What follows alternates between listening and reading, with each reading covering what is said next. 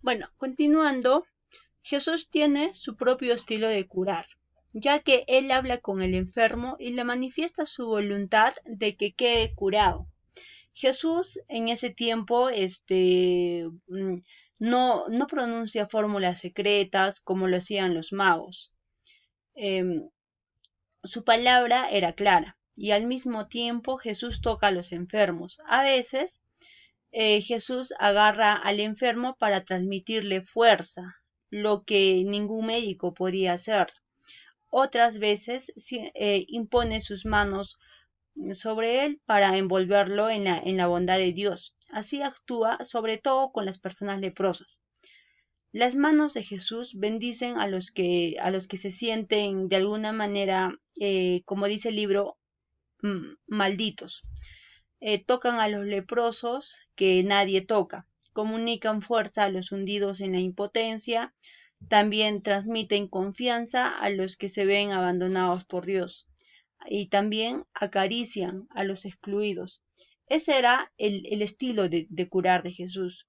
Jesús no cura solo físicamente los cuerpos, su acción sanadora va más allá, busca la sanación integral de la persona, la arranca del aislamiento y la desesperanza, la libera del pecado, la envuelve al seno del pueblo y le abre un futuro de vida más digno y saludable. Entonces, muchos se preguntaban, ¿cómo lo hace, no? Entonces, Jesús comienza a reavivar la fe de los enfermos. Se esfuerza para que confíen en la bondad salvadora de Dios, como en el libro de Pagola menciona, que dice, no temas, solo ten fe, todo es posible para el que cree. También dice, hijo, tus pecados te serán perdonados. Cuando falta esa fe, Jesús no puede curar, como al parecer sucedió en la aldea de Nazaret, donde apenas pudo curar. Esto se debía a la falta de fe de las personas, ¿no? Por eso es que no los podía curar. Pero cuando en el enfermo se despierta la confianza de Jesús, le atribuye la curación a esa fe. Como menciona, dice, hija mía, tu fe te ha salvado, vete en paz y queda curada en tu enfermedad. Jesús no cura para despertar la fe, sino que pide fe para que sea posible la curación. Esta fe no es fácil, por eso el padre de un enfermo reconoce su incredulidad y le dice a Jesús, creo Señor, pero ayuda a mi poca fe. Jesús en ese tiempo no pide fe en su poder misterioso, sus conocimientos ocultos, como, como las personas lo veían, ¿no? Sino en la bondad de Dios que se acerca a salvar el mal, despertando posibilidades desconocidas en el ser humano. No lo hace recurriendo a la hipnosis o a la magia, sino él lo hace ayudando a los enfermos a acoger a Dios en el interior de su sufrimiento. Jesús trabaja el corazón de los enfermos para que puedan confiar en Dios. Esto les permitía liberar sus sentimientos oscuros de culpabilidad. Jesús cura poniendo en su vida el perdón y la paz y la bendición de Dios. El enfermo se abre así a vivir con su corazón nuevo y reconciliado de Dios. Ese era el objetivo. Al mismo tiempo, Jesús lo reconcilia con la sociedad, a las personas que eran excluidas, ¿no? Porque la enfermedad y la marginación en ese tiempo estaban totalmente unidas, estaban estrechamente unidas. Por eso Jesús elimina las barreras de la exclusión. Al tocarlos, Jesús los libera de la discriminación, de la exclusión que sufrían estas personas. Su gesto es intencionado, es una llamada a la sociedad. En el reino de Dios hay que construir la vida de otra manera. Entonces los impuros podían ser tocados, los excluidos podían ser acogidos y las personas enfermas, de ser mirados con miedo, pasaban a ser mirados con compasión, como los miraba Dios, como nos mira Dios en realidad. El otro punto es liberador de demonios. Jesús no solo curaba, ¿no?, a los enfermos, a los leprosos y así, sino lleno del Espíritu de Dios, se acercaba también a los poseídos y los liberaba de los espíritus malignos. Nadie ponía en duda eso. Jesús fue un exorcista de prestigio, como se conocía en ese tiempo. Su actuación con los endemoniados provocaba un impacto mucho mayor que las curaciones, ya que las personas quedaban sobrecogidas y se preguntaba dónde estaba el secreto, ¿no?, de esa fuerza tan poderosa. Algunas personas en ese tiempo lo veían como un peligro, lo acusaban de estar poseído por un espíritu maligno y de actuar con personas del mal, ¿no? Pero en Jesús este poder le confirmaba en la convicción de que el reino de Dios ya estaba llegando. Entonces, las preguntas eran, ¿no? O sea, ¿quiénes son estos enfermos? Cómo podía captar su cultura esta peculiar experiencia que vivía en torno a Jesús y cómo ellos lo curaban, ¿no?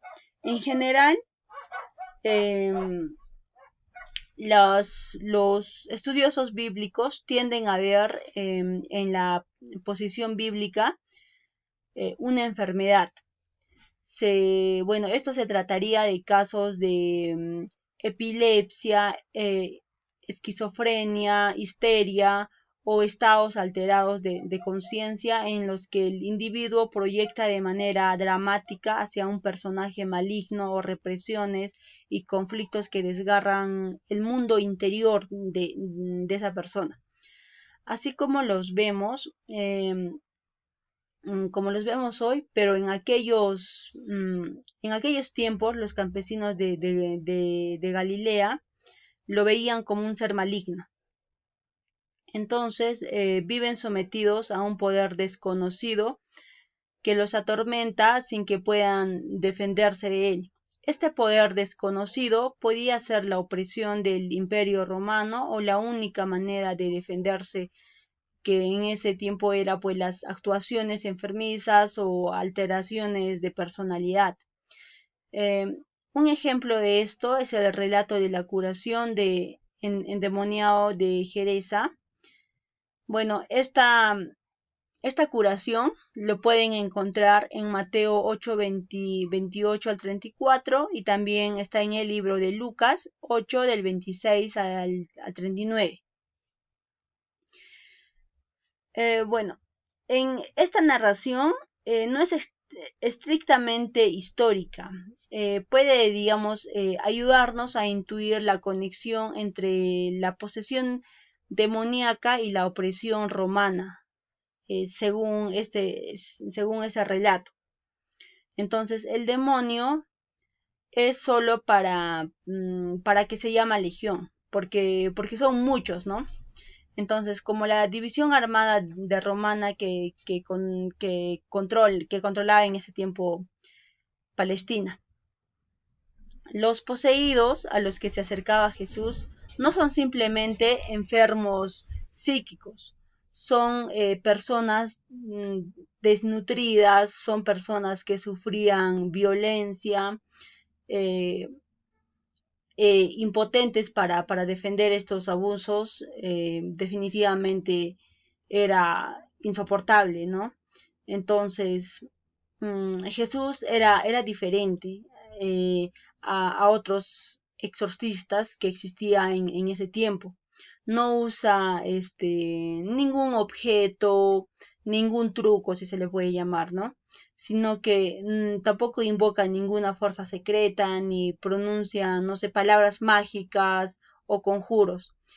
Es más, según el libro de Pagola dice, que ni siquiera invoca a su Padre.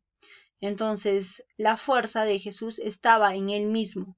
Entonces se enfrenta a los demonios con la fuerza de su palabra. Por ejemplo, decía, no sé, cállate o sal de él, no vuelvas a entrar en él, algo así, ¿no? Entonces, en esta confrontación que evidentemente era violenta entre quienes se sienten poseídos por Satán y el profeta que se había habitado por el Espíritu de Dios. Entonces los demonios gritan con grandes alaridos, ¿no? Entonces Jesús los amenaza y les da órdenes despiadadas. Entonces los demonios huyen derrotados.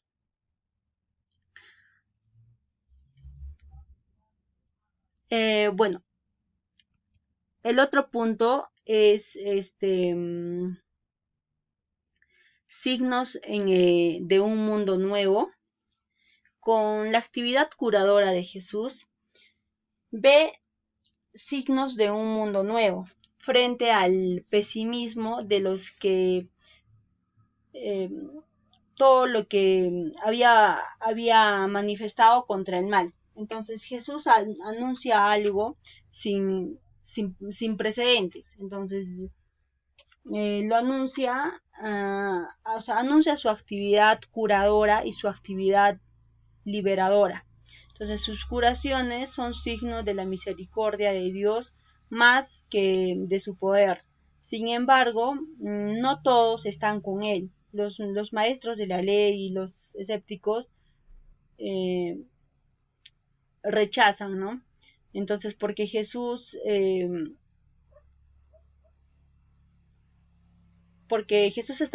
era como para ellos que estaba fuera del marco de la ley.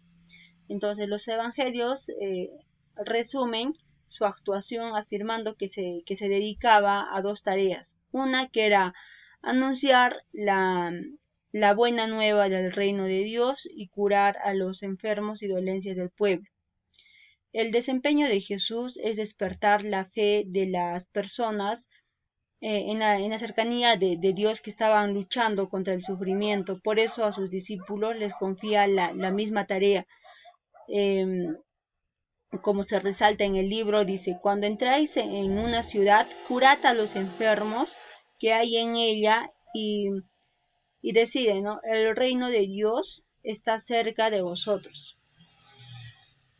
Sin embargo, Jesús solo curó a unos cuantos, los que se encontró por su camino. Sus milagros solo eran dignos que señalaban la llegada del reino de Dios, la derrota del mal, la instauración de la sociedad liberada de toda aflicción. Y es que Jesús no era un superhéroe, ¿no? O un Superman, sino era un hombre carismático, pero también era sujeto a las limitaciones por la misma condición humana. Entonces su sueño de él era que nosotros continuemos, o sea, que sus seguidores continúen poniendo signos de la misericordia de Dios. Eso es todo, chicos. Espero que hayan entendido el tema. Gracias.